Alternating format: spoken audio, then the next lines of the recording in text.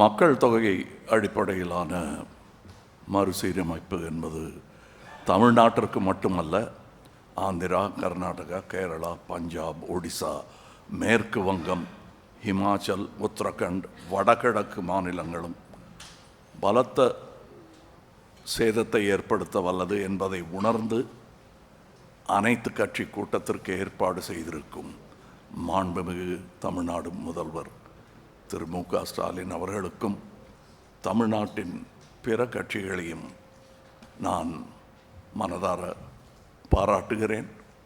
எந்த தேவையும் இன்றி பாராளுமன்ற தொகுதி மறுசீரமைப்பு எனும் பேச்சை யார் கிளப்புகிறார்கள், எந்த நேரத்தில் பேசுகிறார்கள், எதற்காக பேசுகிறார்கள் என்பதும் கவனத்திற்குரியது.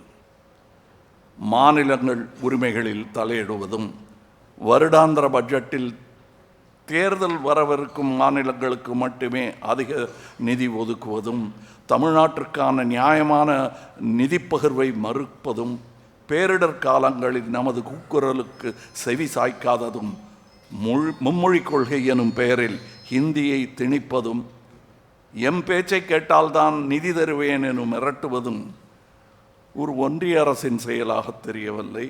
இன்றல்ல, நாளை அல்ல, எப்போதுமே பாராளுமன்ற உறுப்பினர்களின் எண்ணிக்கையில் எந்த மாற்றமும் கொண்டு வராமல் இருப்பதே ஜனநாயகத்தையும் கூட்டாட்சியையும் இந்தியாவின் பன்முகத்தன்மையும் காக்கும் என்பதே ஒரு இந்தியனாகவும் தமிழனாகவும் மக்கள் நீதி மையத்தின் சார்பாகவும் வலியுறுத்துகிறேன்.